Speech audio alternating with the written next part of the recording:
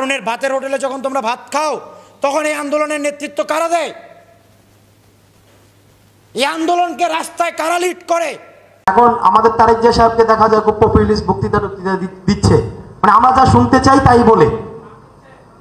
এখন আমি জানি না এটা আসলে কতদিন পর্যন্ত রাখবে। আপনি যা শুনতে চাইতেছেন এখন উনি তাই বলতেছে। উনি বলছে যে 2বারের বেশি প্রধানমন্ত্রী থাকা যাবে না, তারপরে হচ্ছে 2 কক্ষ বিশিষ্ট কি হবে, 35 করে দিবে। পরপর 2 টার্মের অতিরিক্ত কেউ রাষ্ট্রপতি ও প্রধানমন্ত্রীর দায়িত্ব পালন করিতে পারিবেন না। যখন তোমাদেরকে ভিতরে বইরা রাখছিল তখন আমি নিজে জানি ছাত্র দলের কত বড় ভূমিকা ছিল, শিবিরের কত ভূমিকা ছিল, জামাত ইসলামের কত বড় ভূমিকা ছিল, সাধারণ জনতার কত বড় ভূমিকা ছিল, রিক্সাওয়ালা থেকে শুরু করে প্রত্যেকটা স্তরের মানুষের ভূমিকা ছিল। একজন বাদাম বিক্রেতারা দেখছি টিয়ার শেল উল্টা করে নিয়ে আমার পায়ের সামনে পড়ছে, সেই টিয়ার শেলকে নিয়ে পুলিশের দিকে নিক্ষেপ করতে। কোথায় কোঠার প্রতিনিধিত্ব হইতে পারো? তুমি কোথায় হইছো? তুমি কোথায় হইছো? যে আসিফ নাহিদ থেকে শুরু করে প্রত্যেকে যারা আজকে উপদেষ্টা হইছো, তোমাদের উচিত ছিল যে ছাত্র জনতার সমন্বয়ে এই তত্ত্বাবধায়ক সরকারের রাষ্ট্র গঠন করা। এইখানে প্রত্যেকটা রাজনৈতিক দল যাদের ভূমিকা ছিল প্রত্যেকের সমন্বয়ে এই রাষ্ট্র ব্যবস্থা গঠন করা। তাহলে আজকে তোমরা প্রশ্নবিদ্ধ হইতে না, তোমরা ছাত্রদেরকেও প্রশ্নবিদ্ধ করতেছো। আজকে কয়টা ছাত্র তোমরা ওইখানে গুলি খাইছিলা? মানে তোমরা যারা আজকে বলতেছো এই সেই, আজকে জানো আজকে সারা বাংলাদেশের বিএনপির কতগুলো নেতাকর্মী মারা গেছে? 17 বছরে কত নেতাকর্মীর বাড়িঘর জ্বালাই দিছে, কতজনের বউ উঠাই নিয়ে ধর্ষণ করছে এই আওয়ামী লীগ ফ্যাসিস্টরা।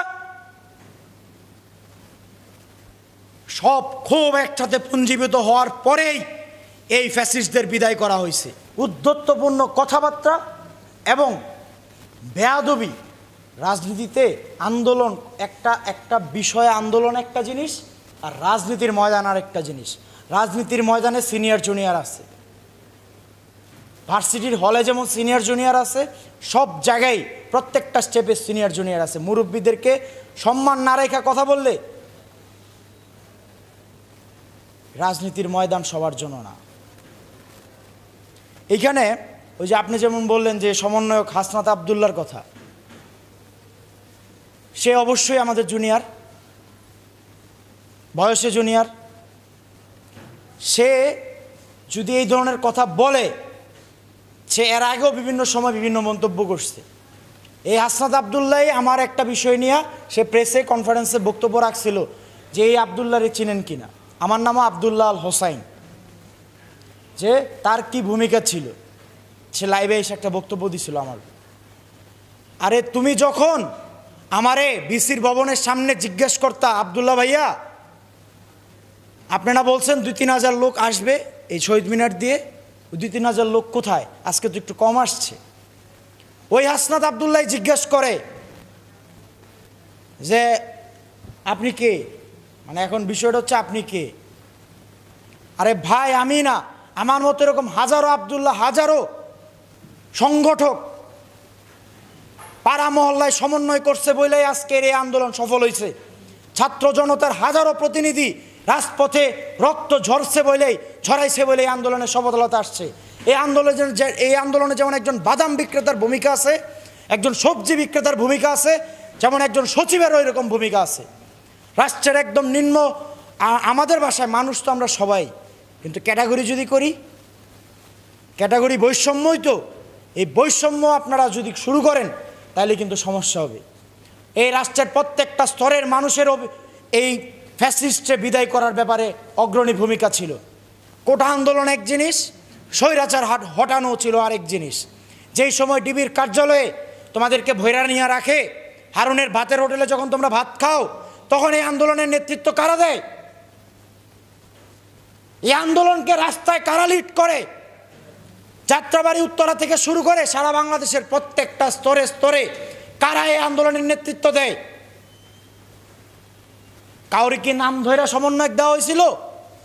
কাউরি কি বলা হয়েছিল তুমি সংগঠন করো, তুমি বৈষম্য বিরোধীর, তুমি উমুক, তুমি সুমুক, তুমি বিএনপির, তুমি জামাতের, তুমি অন্য? কাউরি কি বলা হয়েছিল? সবাই ছাত্র জনতার কাতারে একসাথে নাইমা দলমত নির্বিশেষে এই আন্দোলনে প্রত্যেকের ভূমিকা ছিল। যখন তোমাদেরকে ভিতরে বইরা রাখছিল তখন আমি নিজে জানি ছাত্র দলের কত বড় ভূমিকা ছিল, শিবিরের কত ভূমিকা ছিল, জামাত ইসলামের কত বড় ভূমিকা ছিল, সাধারণ জনতার কত বড় ভূমিকা ছিল, রিক্সাওয়ালা থেকে শুরু করে প্রত্যেকটা স্তরের মানুষের ভূমিকা ছিল। একজন বাদাম বিক্রেতারা দেখছি টিয়ার শেল উল্টা করে নিয়ে আমার পায়ের সামনে পড়ছে, সেই টিয়ার শেলকে নিয়ে পুলিশের দিকে নিক্ষেপ করতে। রাষ্ট্রের প্রত্যেকটা স্তরের মানুষের এইখানে আপনার ভূমিকা ছিল। তাহলে কেন শুধু শুধু ছাত্রদের নাম আপনারা কয়েকজন বিক্রি কইরা আপনারা শুধু শুধু কেন বলতেছেন যে এটা ছাত্রদের ক্রেডিট? Who are you? আমি ছাত্র, আমি তোমাকে প্রতিনিধিত্ব করি না। তুমি কোটা আন্দোলনের নেতৃত্ব দিতে পারো, বৈষম্য বিরোধীর নেতৃত্ব দিতে পারো ভাইয়া, কিন্তু এই স্বৈরাচার ফ্যাসিস্টে বিদায় করার নেতৃত্ব এই দেশের আম জনতারা দিছে। ফ্যাসিস্টের বিরুদ্ধে এই 17 বছর ধরে রাজপথে আন্দোলন করতেছে, তাদের রক্ত যদি না ঝরতো এই আন্দোলন ফ্যাসিস্টরা বিদায় হইতো না। আমি উল্লেখযোগ্য করে কয়েকটা নাম বলি। এই বিএনপির যে বিএনপি নিয়ে কথা বলো, কোথায় ছিলা তুমি? গত স্বাধীনতার পর থেকে একটা দলের কত বড় অবদান এই বাংলাদেশের প্রতি জানো? বাংলাদেশের আমি যদি বলি জামাত ইসলাম থেকে শুরু করে অন্যান্য রাজনৈতিক সংগঠন যারা এই ফ্যাসিস্টের বিরুদ্ধে সরাসরি যুদ্ধ ঘোষণা করছে, এদের ভূমিকা কত বড় জানো? তোমার বয়স কত? আমারও বয়স কত? আমার বয়স মাত্র 28। আমি বুঝার পরে আওয়ামী লীগের ক্ষমতা দেখতেছি, আমি দেখতেছি ফ্যাসিস্টরা কিভাবে এদেশের ওপর মানুষের ওপরে কিভাবে জুলুম নির্যাতন করে। আমি শুধু এটাই বলবো, কাউরে কটাক্ষ করা মানে তুমি পুরা ছাত্র সমাজের প্রতিনিধি তোমার আমরা বানাই নাই। তুমি কোঠার প্রতিনিধিত্ব হইতে পারো, তুমি কোঠায় হইছো যে আসিফ নাহিদ থেকে শুরু করে প্রত্যেকে যারা আজকে উপদেষ্টা হইছো, তোমাদের উচিত ছিল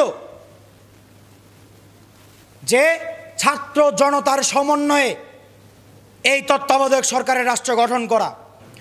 এইখানে প্রত্যেকটা রাজনৈতিক দল যাদের ভূমিকা ছিল প্রত্যেকের সমন্বয়ে এই রাষ্ট্র ব্যবস্থা গঠন করা। তাহলে আজকে তোমরা প্রশ্নবিদ্ধ হইতে না, তোমরা ছাত্রদেরকেও প্রশ্নবিদ্ধ করতেছো। আজকে আমি শেখ বুরহানুদ্দিন পোস্ট গ্রাজুয়েটের স্টুডেন্ট, আমি ন্যাশনাল ইউনিভার্সিটির স্টুডেন্ট, আমার মতো এরকম হাজারো লাখো স্টুডেন্ট রাস্তায় রক্ত দিছে। কয়টা ছাত্র তোমরা ওইখানে গুলি খাইছিলা? মানে তোমরা যারা আজকে বলতেছো এই সেই, আজকে জানো আজকে সারা বাংলাদেশের বিএনপির কতগুলো নেতাকর্মী মারা গেছে? 17 বছরে কত নেতাকর্মীর বাড়িঘর জ্বালায় দিছে, কতজনের বউ উঠাই নিয়ে ধর্ষণ করছে এই আওয়ামী লীগ ফ্যাসিস্টরা। সব ক্ষোভ একসাথে পুঞ্জীভূত হওয়ার পরেই এই ফ্যাসিস্টদের বিদায় করা হয়েছে।